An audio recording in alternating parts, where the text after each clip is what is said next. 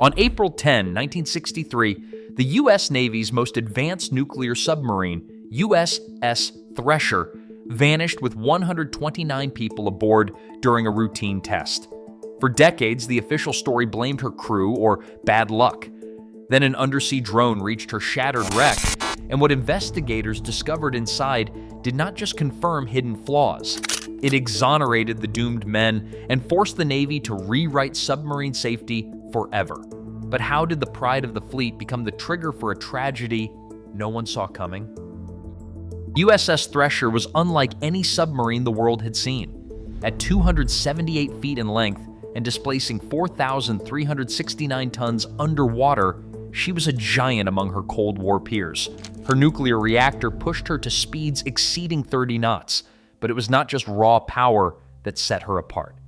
Thresher's hull, shaped in a streamlined teardrop, sliced through water with less resistance and far less noise. Every inch was engineered for stealth. The main turbines and auxiliary machinery sat on vibration-damping rafts, isolating their hum from the pressure hull. Flexible couplings in the piping and advanced welding techniques further muffled the mechanical clatter that betrayed older boats. Even the pumps and ventilation fans were specially designed to run quietly, shrinking Thresher's acoustic signature to a fraction of what Soviet sonar expected. At the bow, a massive spherical sonar dome, the largest ever fitted to an American submarine, gave her ears sharper than any rival, while her newly designed 7-bladed propeller cut cavitation and masked her approach. The Navy called her Silent Strength, a vessel built to hunt in the deep without being hunted. With these innovations, Thresher promised a decisive edge, the ability to track adversaries undetected, strike first, and vanish. In the early 1960s, she represented the pinnacle of American engineering, a symbol of confidence that nothing could go wrong. But the very ambition that made her a marvel also left no room for error. In this machine, every system had to work perfectly, every joint and weld had to hold. Anything less would risk not just a mission, but the lives of everyone aboard. Lieutenant Commander John Wesley Harvey stood at the center of Thresher's story. At 39, Harvey was already a legend among submariners. He had piloted the USS Skate beneath the polar ice and surfaced at the North Pole, a feat that required both technical mastery and unflinching nerve. His reputation was built on discipline, methodical planning, and a steady hand under pressure. Harvey was chosen to lead Thresher not just for his skill, but for his ability to inspire trust in a crew tasked with operating the Navy's most advanced submarine. Aboard Thresher, 112 sailors reported for duty. Each brought a specialized skill. Sonar operators, machinists' mates, electricians, torpedo men, cooks, and radio men, all trained to keep the submarine running smoothly in the deep. Alongside them were 17 civilian shipyard technicians. These men, drawn from Portsmouth Naval Shipyard and key defense contractors, were experts in piping, electrical systems, and reactor controls. Their presence reflected the Navy's push for rigorous system checks during the post-overhaul trials. For many, this was their first time at sea on a nuclear submarine. For others, it was a return to familiar routines, now shadowed by the responsibility of verifying every repair and upgrade. In total, 129 lives converged inside Thresher's hull that morning. Some left behind young children, others elderly parents, all with families who understood the risks but never expected the worst. The crew's camaraderie was forged in long patrols and endless drills, a brotherhood built on trust and routine. Harvey's leadership set the tone, calm, precise, and quietly confident.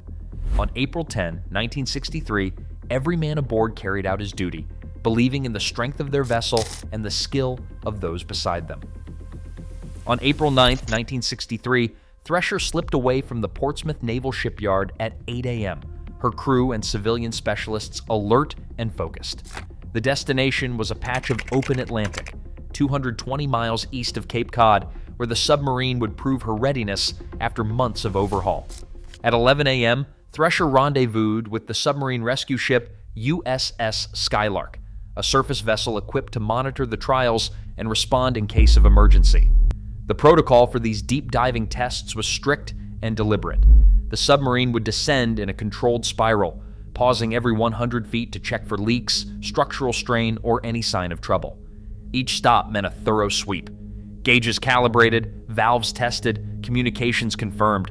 Only when every system passed inspection would the order come to descend further.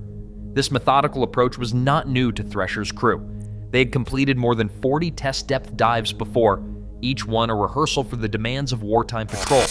But this dive, following a major overhaul, demanded extra vigilance. The target depth was 1,300 feet, a realm of crushing pressure that few submarines could survive even briefly. Throughout the descent, Thresher maintained steady communication with Skylark, relaying status updates by underwater telephone. Every procedure was executed with precision, each man at his station, every checklist followed to the letter. For those aboard, the morning unfolded as a test of discipline and trust in their training, their ship, and each other. These were the last routine moments before the unexpected began. At 9 in the morning, a faint, broken message crackled through the underwater telephone to USS Skylark. The words were hard to pick out, but the meaning was unmistakable. Minor difficulty. The message said, "Experiencing minor difficulty. Have positive up angle. Attempting to blow." Moments later, another fragment slipped through the static. Just one number, 900. On Skylark's bridge, officers exchanged uneasy glances. The number likely referred to Thresher's depth, 900 feet below, approaching the limit of what her hull was built to withstand.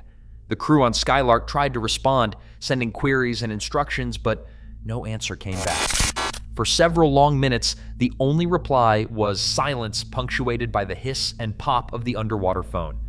Tension mounted as the ship's clock ticked toward 9:18 a.m. Then, across Skylark's hydrophones, a deep, low-frequency boom rolled up from the ocean floor. Not the sharp crack of an explosion, but a sound so heavy and final it left no doubt. Acoustic experts would later identify it as the hull collapse, a submarine imploding under the pressure of nearly 2.5 miles of water. The Skylark's log recorded the time, 9:18 a.m. The surface crew knew instantly what that sound meant. In that instant, 129 lives vanished, and the most advanced submarine in the world was gone. The Atlantic returned to silence. There would be no further messages, no hope for rescue. The crisis had unfolded in less than 10 minutes from the first sign of trouble to the final, irreversible end. What began as routine test procedures had turned, without warning, into tragedy, witnessed only by radio static and the cold, distant echo of a single, thunderous boom. Within hours of the Thresher's disappearance, the Navy launched one of the most intense search operations in its history.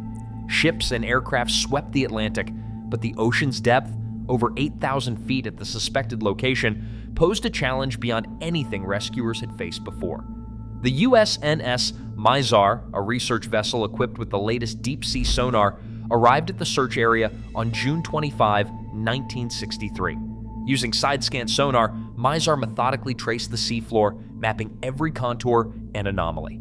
Just 2 days into the mission, sonar operators detected a pattern of debris unlike any natural formation. 5 main sections scattered across a barren plain, stretching over 33 acres. The depth was confirmed at 8,400 feet, far beyond the reach of divers and most submersibles of the era. To gather physical evidence, the Navy deployed the bathyscaphe Trieste II. This deep-diving submersible, designed to withstand crushing pressure, made a series of descents into the darkness. Navigating by sonar and powerful lamps, Trieste II's crew captured the first images of the shattered hull, twisted machinery, and personal effects resting on the seabed. Among the wreckage, they recovered a length of pipe stamped with the number 593 and the word boat, unmistakable proof that the remains belonged to Thresher. The pipe's battered ends and fractured seams would soon become central to the investigation. The search and recovery teams faced relentless obstacles, unpredictable currents, poor visibility, and the ever-present risk of mechanical failure at depth. Yet their work provided the first tangible clues. The debris field's layout suggested the submarine had broken apart under immense pressure, and every artifact brought to the surface offered new information. Tangible answers followed. For the families in the Navy, These discoveries transformed the loss from an unsolved mystery into a tragedy with evidence that would demand explanation and accountability. In the aftermath of Thresher's discovery on the ocean floor, the Navy convened a court of inquiry to piece together what had happened. Over nearly 2 months, a panel of senior officers, naval engineers, and technical experts pored over every available clue. Testimony came from 120 witnesses, shipyard workers, submarine designers, acoustic analysts, and former crew members of similar boats. The court compiled a record that stretched to 1,700 pages, filled with diagrams, charts, and first-hand accounts. The questions ranged from the mechanical to the human. Did the hull fail because it was pushed past its limits, or did a hidden flaw in the metal give way under pressure? Was the loss triggered by a single catastrophic event, or did a series of smaller malfunctions cascade into disaster? Some experts pointed to the silver-brazed joints in the seawater piping, which had shown signs of weakness in earlier tests. Others considered the possibility of electrical failure.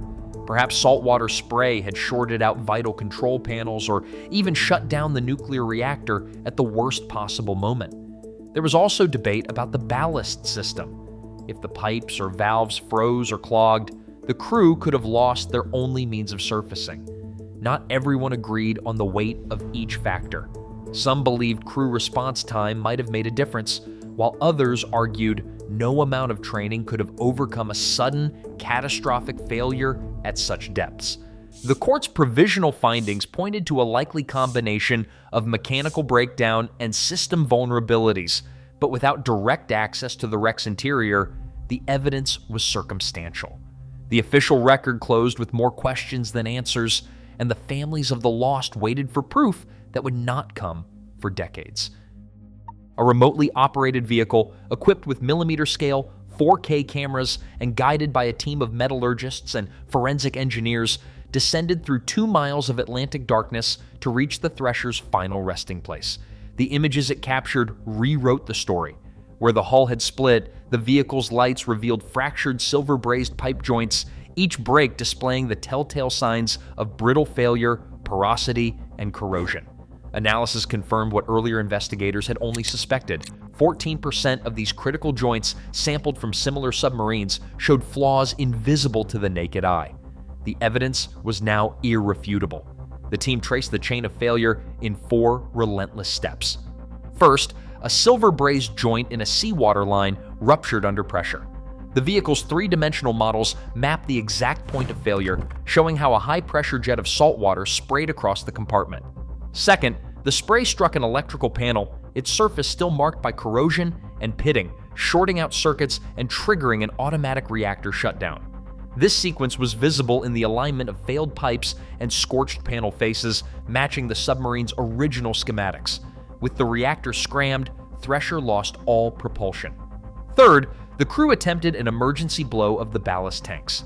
Pneumatic diagrams overlaid on vehicle footage showed the path of high-pressure air from storage flasks through narrow distribution lines. At these points, engineers found physical evidence of ice. Moisture in the compressed air had frozen solid as it expanded rapidly, plugging the pipes. The science was clear. Under extreme pressure, the temperature drop from sudden decompression caused water vapor to freeze, blocking the only escape route.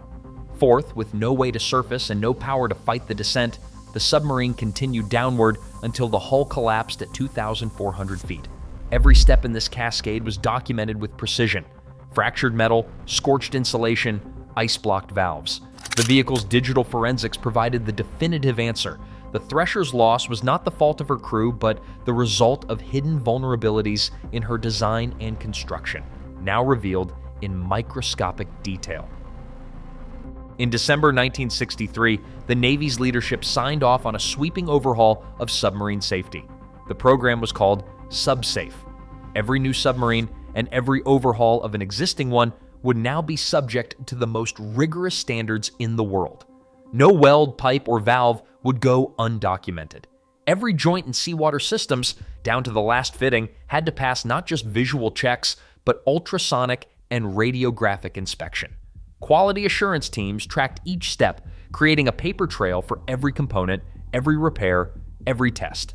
Shipyards from Portsmouth to Electric Boat retooled their procedures, with design review boards scrutinizing blueprints and maintenance logs. The culture shifted overnight. Where speed and cost had once driven decisions, safety now took precedence. Engineers who had witnessed the aftermath of Thresher spoke of a new philosophy. Get it right, not just get it done. The results speak for themselves.